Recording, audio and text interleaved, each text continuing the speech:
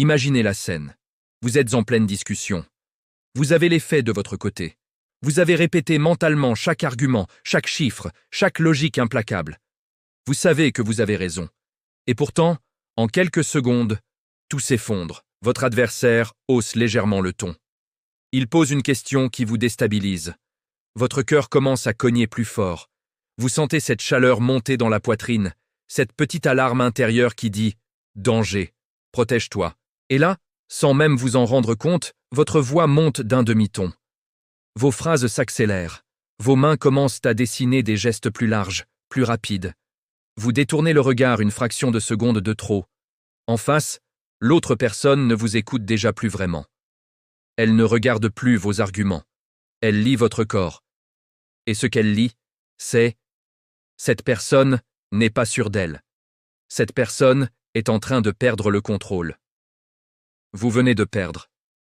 Pas parce que vous aviez tort, pas parce que vos faits étaient mots faibles.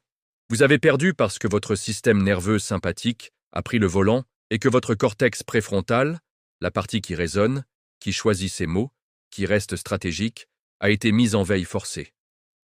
C est la première leçon brutale que la vie nous donne souvent trop tard. La plupart des défaites ne viennent pas d', un manque d'intelligence ou de préparation. Elles viennent d'une incapacité à rester maître de son état interne quand la pression monte. Machiavel l'avait compris il y a plus de 500 ans. Il a passé sa vie à observer les princes, les condottieri, les cardinaux, les ambassadeurs. Il a vu des empires naître et s'effondrer. Et il a écrit une phrase qui résonne encore au jour UI comme une sentence définitive. Les hommes jugent plus par les yeux que par les mains. Autrement dit, ce que les gens voient de vous, votre posture, votre regard, votre respiration, le ton de votre voix, pèse autant, sinon plus, que ce que vous dites réellement. Votre apparence de maîtrise est une réalité psychologique plus forte que la réalité objective de vos arguments. Fermez les yeux un instant et imaginez une grande salle remplie de gens qui crient, qui s'interrompent, qui gesticulent. Au milieu de ce chaos, une seule personne reste assise, immobile, le regard posé calmement sur l'ensemble. Elle ne parle pas plus fort que les autres. Elle ne parle même pas souvent. Mais quand elle ouvre la bouche, tout le monde se tait. Pourquoi ? Parce que son calme est anormal. Dans un environnement où tout le monde réagit, où tout le monde se laisse emporter par l'émotion collective, celui qui ne bouge pas devient magnétique. Vous entrez dans une réunion importante. Quelqu'un vous attaque directement sur votre compétence. Instantanément, votre système nerveux autonome réagit. Votre rythme cardiaque passe de 70 à 110 battements par minute en moins de 10 secondes. Votre respiration devient thoracique et rapide, signal de danger pour le cerveau. Votre cortisol et votre adrénaline montent en flèche. Vos muscles se tendent, surtout au niveau des épaules, du cou, des mâchoires. Vos pupilles se dilatent légèrement. Et tout cela est visible. En face de vous, l'autre personne ne fait même pas exprès de vous analyser. Son cerveau le fait automatiquement. C'est un mécanisme de survie vieux de plusieurs centaines de milliers d'années. Le cerveau primitif scanne en permanence. Cette personne est-elle fiable? Est-elle dangereuse? Est-elle faible? Si vos mains tremblent légèrement, si vous croisez et décroisez les bras toutes les 10 secondes, si votre regard fuit vers le bas ou sur le côté, le verdict tombe en 3 secondes. Cette personne cache quelque chose, cette personne n'est pas en contrôle. Et peu importe ce que vous direz ensuite, le doute est déjà planté. Maintenant, imaginez que vous êtes exactement dans cette situation. La tension monte, vous sentez la panique arriver, que faites-vous? Vous reprenez votre respiration, pas n'importe comment. Vous inspirez lentement par le nez pendant 4 secondes, vous bloquez 2 secondes, vous expirez par la bouche pendant 6 à 8 secondes. Vous respirez avec le ventre, pas avec la poitrine. En moins d'1 minute, votre nerf vague est stimulé. Le système parasympathique reprend le dessus, votre rythme cardiaque ralentit, votre cortex préfrontal se rallume. Vous retrouvez la capacité de penser. Ensuite, vous ancrez votre corps. Si vous êtes debout, pieds écartés à la largeur des épaules, poids répartis équitablement, épaules relâchées mais pas voûtées. Si vous êtes assis, dos droit, mains posées calmement sur la table ou sur vos cuisses, paumes ouvertes, ou légèrement fermé sans crispation. Plus un seul mouvement parasite. Pas de stylo que l'on fait tourner, pas de cheveux que l'on touche, pas de pieds qui tapotent. Votre cerveau reçoit le message « Le corps est stable, la situation N est pas une menace mortelle ».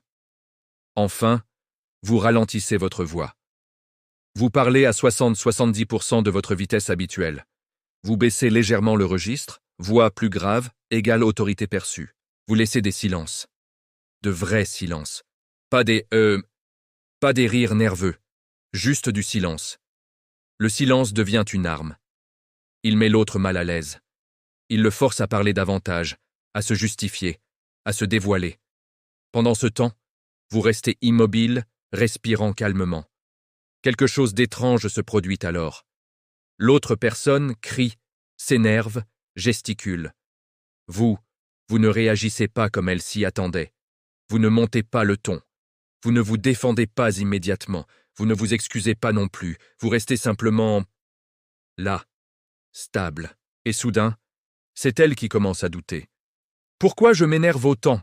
Pourquoi cette personne n'a pas peur? Est-ce qu'elle sait quelque chose que j'ignore? C'est la dissonance cognitive en action. Votre non-réaction crée un vide émotionnel que l'autre ne supporte pas. Elle va soit se calmer, soit s'énerver encore plus, et dans les deux cas, elle perd de sa crédibilité. Vous, sans avoir élevé la voix, venez de prendre le contrôle de la dynamique. Une critique arrive. Quelqu'un remet en question votre travail, votre intelligence, votre valeur. Instantanément, une voix intérieure hurle. Il m'attaque, il me manque de respect, je dois me défendre. C'est l'ego qui parle, c'est l'amygdale qui tire l'alarme. Mais si vous avez travaillé votre détachement, une petite voix plus calme intervient presque en même temps. Ce N est pas contre moi, c'est une information, peut-être une émotion, peut-être une stratégie, peut-être une peur, mais ce n'est pas moi. Vous prenez une grande inspiration, vous hochez la tête lentement, vous dites « intéressant ». Peux-tu préciser ce qui te fait dire ça? Et là, tout change. La tension redescend. L'autre se sent écouté. Vous apparaissez comme la personne mature, raisonnable, au-dessus de la mêlée. Un jour, quelqu'un vous provoque exprès pour voir si vous allez craquer. Vous ne craquez pas. La semaine suivante, reblote. Vous restez calme. Le mois suivant, on vous teste encore. Toujours la même réponse. Calme, respiration maîtrisée, voix posée, détachement. Au bout d'un certain temps, les gens arrêtent d'essayer. Ils savent que vous ne réagirez pas à la provocation, que vous ne perdrez pas vos moyens sous la pression, que vous ne direz pas des choses que vous regretterez ensuite. Votre réputation devient votre bouclier. Les agressions diminuent, les manipulations s'espacent, les gens commencent à vous approcher différemment, avec respect, avec prudence, avec le désir de vous avoir de leur côté. Vous n'avez plus besoin de vous battre pour chaque petite bataille. Votre constance se bat pour vous. Vous vous levez le matin. Vous vous regardez dans le miroir. Vous inspirez lentement. Et vous dites, à voix basse mais ferme, « Rien ne m'ébranle. » Pas parce que vous êtes insensible, pas parce que vous n'avez pas d'émotions, mais parce que vous avez décidé que vos émotions ne décideraient plus à votre place. Vous sentez la vague arriver? Vous la laissez passer. Vous sentez la colère monter? Vous la regardez sans la suivre. Vous sentez la peur? Vous la reconnaissez. Et vous agissez quand même. C'est ça, être inébranlable. Pas l'absence d'émotion, la maîtrise au-dessus de l'émotion. Et quand vous vivez ça jour après jour, mois après mois, les autres le sentent. Ils le voient. Ils le respectent. Et c'est là que commence le vrai pouvoir.